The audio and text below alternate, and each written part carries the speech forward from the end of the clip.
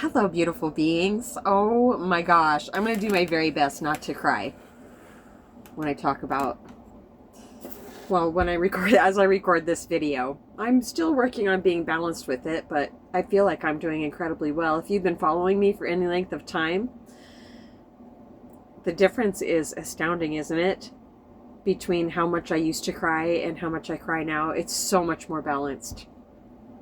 All it takes is practicing these things. I don't know why I say things a couple different ways. Abraham Hicks does that too. Yeah, it's so many different people can hear it from a different perspective, from their perspective, whatever the it is. So I just spoke to somebody that I love and told them that ancients, just speak for me, please. I told them that it's incredibly important to keep your children clean and, their hair brushed out, all the time. I raised my 3 daughters by myself. I divorced their dad when they were 6, 5, and 2. And, and I asked this person also, do you remember going to school dirty or having dirty, snarly hair? No, never, not once. And this person is not a single parent. It's definitely an alcoholic home. If there is such a thing, it's a high-functioning alcoholic home. Nobody has lost their jobs yet. There's not knockdown, drag-out fights, nothing like that. All the bills are getting paid, But alcoholism is alcoholism, and it's affecting everybody. And one common thing, it didn't happen to me, thank goodness. Well, I was always so worried about, I knew, I felt so crazy because I just had such an active mind, just racing thoughts from first thing in the morning all day long. And if I was upset about something, if I had an argument with somebody or, whatever, something triggered me, then it was just agony, physical, just mental agony, just being trapped in my head 24/7. And so I thought I was crazy, but I was really good at acting like I wasn't. But when I was with my kids and we were laughing and talking, I didn't feel crazy then. I did not feel crazy when I was talking with my kids. Yeah. And I feel like I did a pretty good job of not letting them know how crazy I felt. Is there another word? No, I just felt crazy. But I was incredibly high functioning. I was a incredibly high functioning alcoholic, so high functioning that it almost killed me because of that, because I was such a good faker. I worked at a private golf club at one point, and I was drinking. I would go out on the golf course in the morning and stock the coolers in the summertime, and I would be in the storage room stocking my cart, but also drinking beer. And none of the people that I worked for, the CEO, none of them knew that I was a daily drinker, that I had never spoke to them sober, not once. And after I did quit drinking, I went to each and every one of them and made amends and, told them that, when you would come to me about tequila sales not adding up with how much was going out the door, that was all me. Yeah, I stole from you. I drank gallons of your tequila. I didn't laugh when I was saying it, but, it was scary going to these people, these real bigwig people, and telling them that I stole from them. And you know what? And they were all men, too. They all cried. Yeah. Oh, one of them's coming in right now. Hi, Jim. He has literally never come in before. He's come in thought, but never never in person, like, well, in person like this. Wow.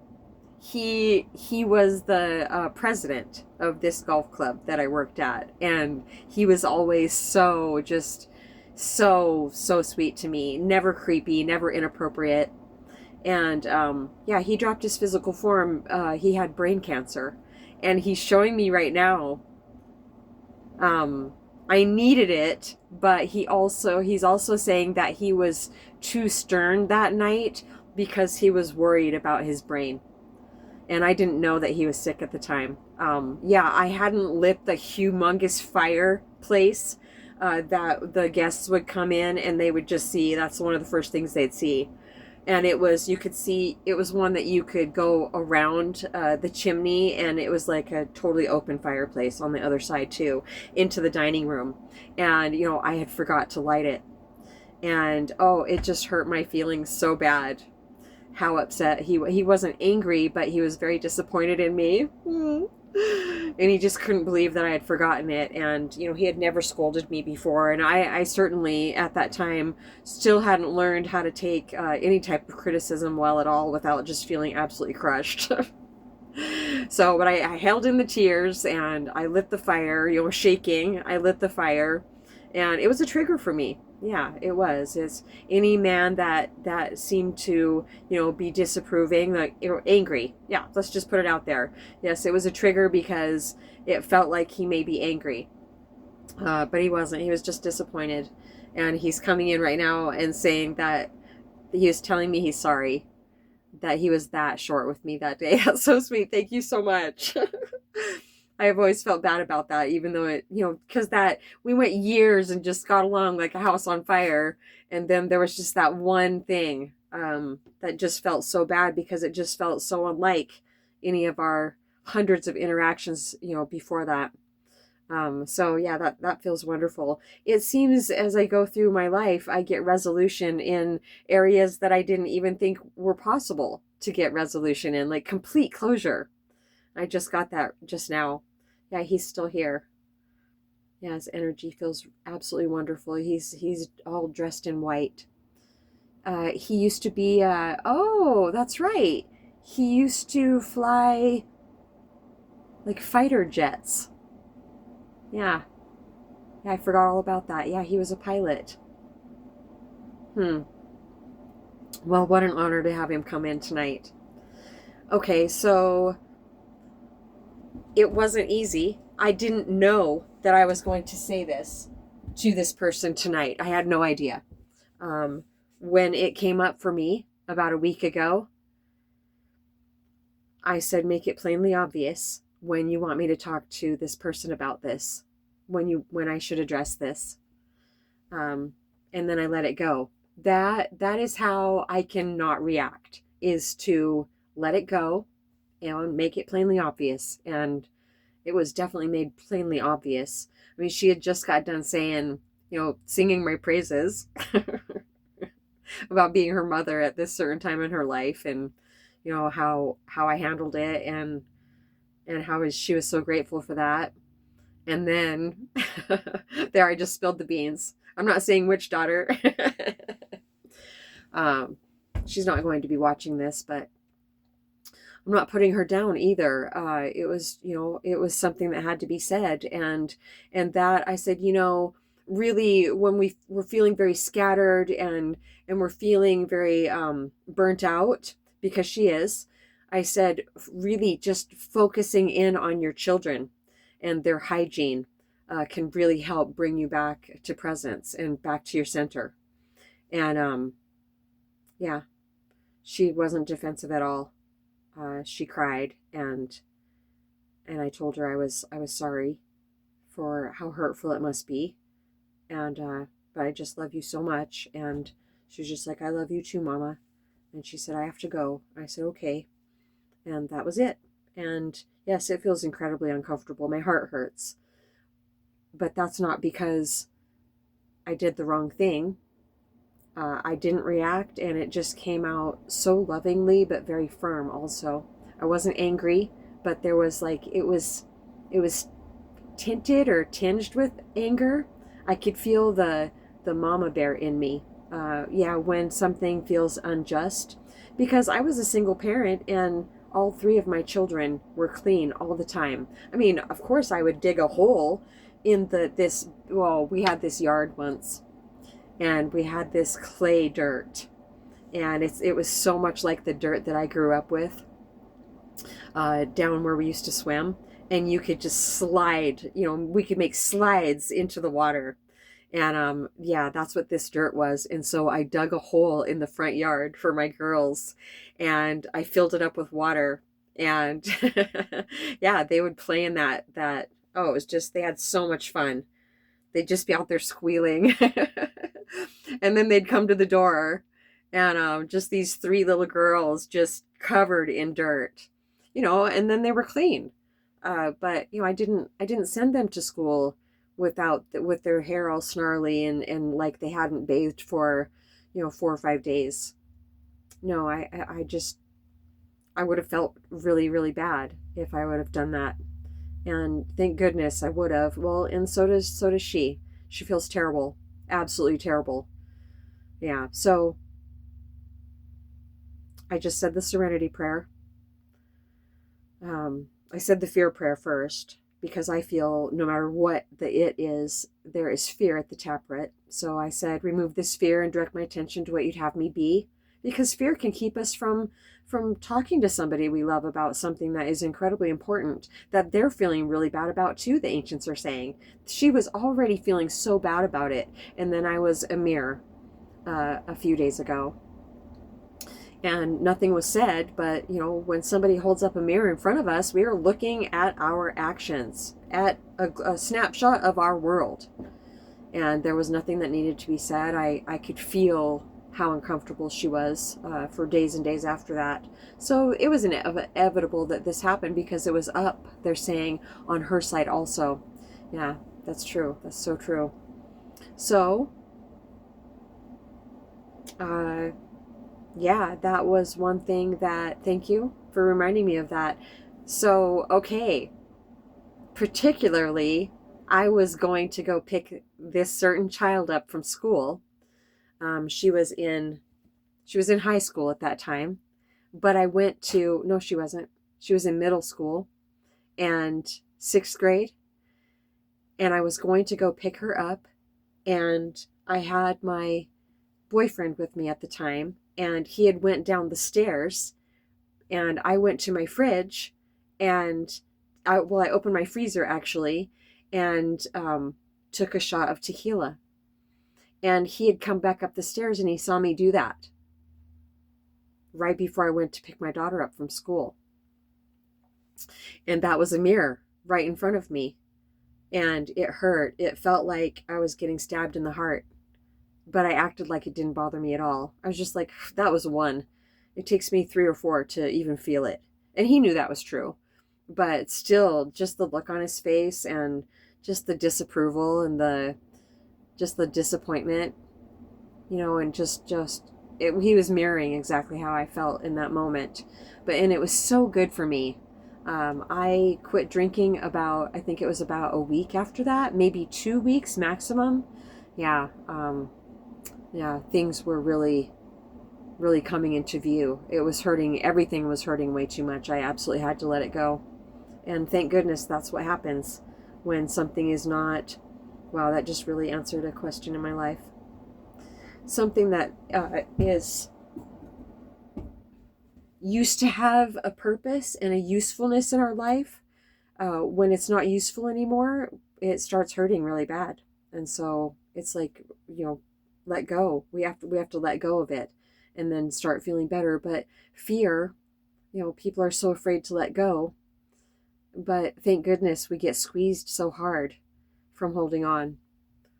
It hurts so much. We absolutely have to let go most of the time. Some people can hang in there and, take it to the bitter end. But letting go is freedom. It's you're like, oh my gosh, okay, so this is so predictable. What I'm doing right now, it's very predictable. I know exactly how everything feels and how depressed I feel and how tired and exhausted and depleted and all these things.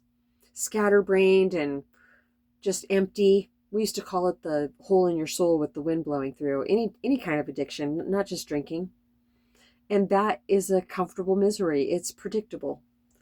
And quitting that, that feels like it could possibly be even more painful because it's unknown, and that's when the healing begins, is when we can finally let go. Healing begins before that, for sure, in increments, but then, as we're still using the thing that is starting to hurt us, the thing that got us through for a while, even years and years, there comes a point where we have to let it go, because this is planet Earth.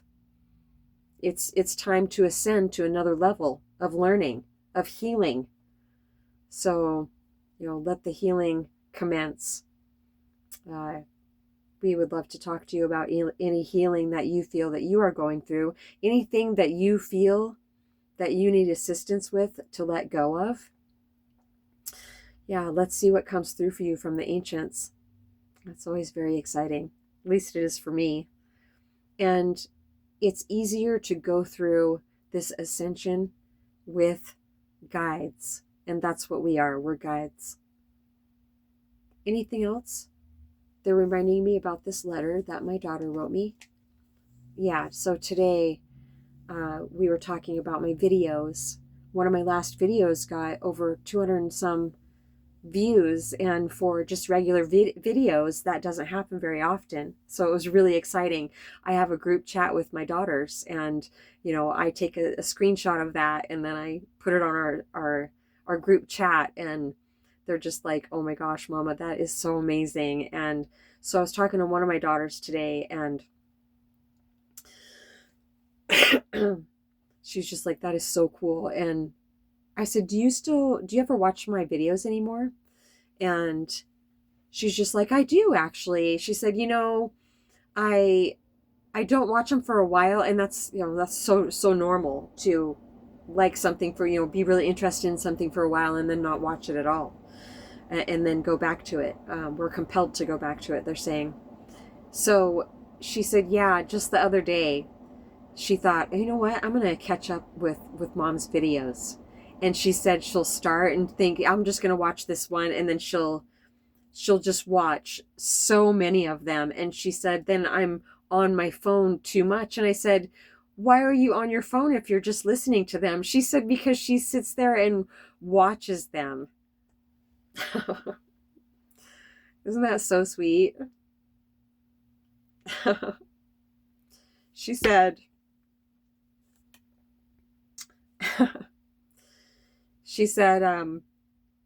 you always look so beautiful in your videos, Mama. I was just like, what? She said, yeah, always. I was just like, really? Oh my gosh, thank you so much. And I said, how do you feel when you watch my videos? She said, so proud. So proud. Just like that. Isn't that sweet? So amazing. Really, really, really amazing. Feels so good. Yeah, so, if you have a burning desire in your soul, you have a purpose on the planet. We all do. Some maybe feel a bit more intense than others because we feel differently. Like some people, they don't introspect very much, and that's their, that's their purpose. So not their purpose. That's not everybody has to dive as deeply as I do to fulfill their destiny on the planet. And when I hold satsang with people that don't dive very deeply, we don't dive very deeply either. It's just so amazing because it's basically just customized for whoever I encounter. They know exactly how deep to go. And, with practice, I've been able to learn how to keep my personal identity out of it, because I didn't used to think that I was intelligent at all. Far be it. Far from it. But then when I learned how to channel my guides, the divine wisdom that comes through from them made me feel so intelligent that my mind got a hold of it. also for a while and would try to think that it knew what to say. And yes, all this is coming, like the thoughts are coming from my mind, but it's it's being channeled. It's not being thought. Like, what should I say? None of that. So when I encounter somebody, my gifts as an empath is I automatically read people, take their temperature, I'm feeling what they're feeling, and so I'm deciphering what it is I'm feeling, that they're feeling, and that just leads me to get a pretty good feel for that person, and the ancients already know, they're showing me how that person feels, but then myself also being able to feel how they're feeling amplifies it even more for them. And so they can tune in even more to that person, their vibration. Yeah. And then, convey the messages through me. And it just has taken some practice to become fluent in ancient. Really, really effortless at this point. I don't have to decipher it. Once in a while, there'll be something incoming. When I say something's coming in, there's just this expansiveness everywhere. And then I'll see something way out here on my peripheral. Thoughts, words.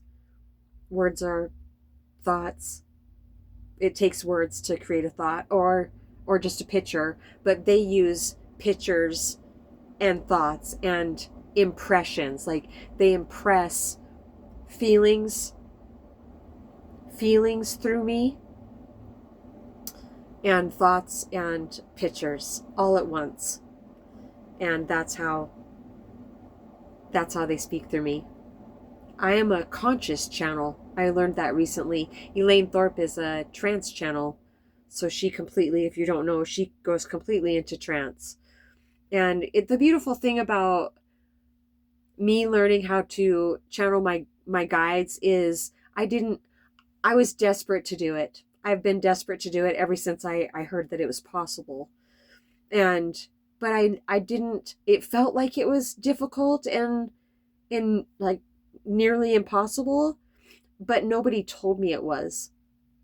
So just like art, I watched my mom drawing and painting as I was growing up, and she made it look easy. And so nobody told me art was difficult either. It was just normal and natural. And so I started drawing at a very young age. I don't know, I feel maybe when I live in a bigger space and I have an easel and my art room, someday I will have a place for everything. I will live in a bigger space. I know I will. Hopefully that's a cabin in the woods with a creek running through it, near the river. Yep. That's it's not my dream. I don't want to say it's my dream, because dreams fade, and dreams feel like they're dreamy and not here. Ancients,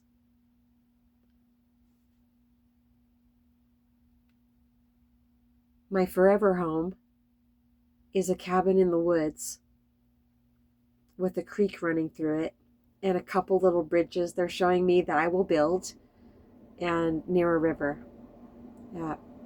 At least 20 acres. That's my forever home. I will have much more land than that to build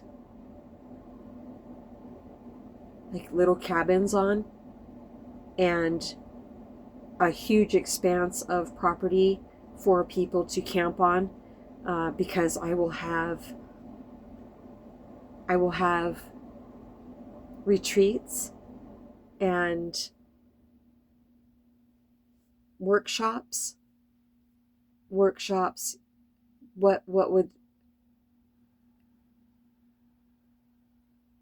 do workshops entail?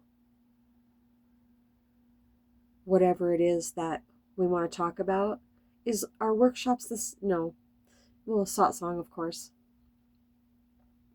My ashram will be on the property also. But a long time ago, I saw that I won't just have one place that I hold satsang at in a major way.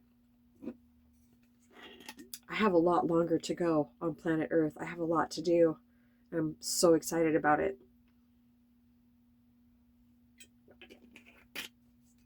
Please pray for Ocean. She recently got more medicine, and that helped. But then she had to start putting this really gnarly lotion cream on a spot on her face. Was there no? Dang, where was it? On her leg, I think. She got a mole burned off, and it was precancerous, and so they gave her that cream to put on there, and it's kicking her ass. So it just seems like she just gets her head above water and then something happens. It really does. But her vibration is rising out of that place. That's why she has severe PTSD. Is throughout her life, she'd just get a toe in the carpet and then something would happen. But she's been working diligently at healing, and of course then that automatically is raising her vibration. And I told her yesterday that, I know, Mom, you just had some relief. You're just starting to feel relief, and now you're feeling worse than ever. And, it doesn't seem fair. But it's not always going to be like this. And she said, the fuck it won't.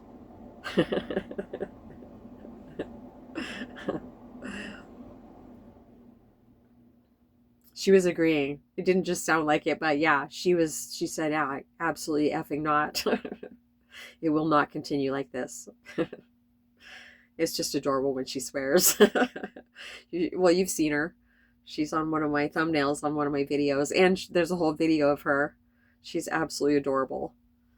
She's beautiful too. And she's so brave.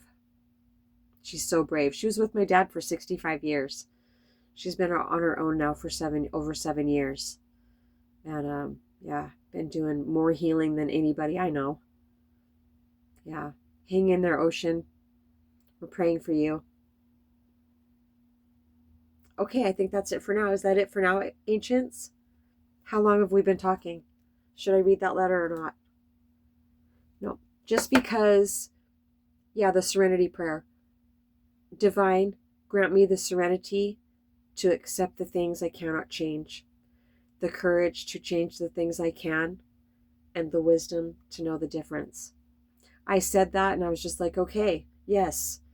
All right, doing something courageous can really stir us up, because I don't ever want to hurt any of my kids' feelings ever. It may stir us up doing the right thing, but yeah, just because there's fear and a feeling of like nerves, it doesn't mean we're doing the wrong thing. But I was really grateful that I had just let it go for a few days, and it just happened when it did. Yep. All right. That's it for now. I think it's waffle time.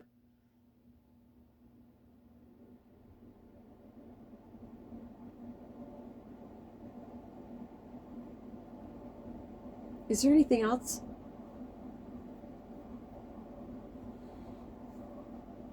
I was going to fill my nails tonight because I've been doing my own acrylic nails, and I couldn't do it anymore. It's so time consuming. They're so pretty when they're long, but it is so time consuming. And I don't know if it's the product that I use. It's a pretty great product, but they are constantly lifting, and I just don't have it in me to focus and put that much attention, take that much time, like 2 hours at a time every single week, to keep them on nice, and they'd be falling off. Oh, it made it more difficult to tuck sheets in at work. Yeah, okay. Is it a lunar eclipse? The new moon, and there's an eclipse coming. Somebody's saying it on Tuesday the 17th. So if you start feeling squirrely, we probably all already are a bit. That's why. I'm going to go look that up. and find out more about that. Pam Gregory is phenomenal. She's a phenomenal astrologist. I reached a 30-day streak on Duolingo today for Spanish. It's so exciting because all of a sudden I'll just be going about my business, and then a few words will come to me, and I'll Google, does this mean this in Spanish? And yes, indeed. Yes, it does. So I'm starting to retain it. It's really exciting. It feels wonderful. All right. We love you so much.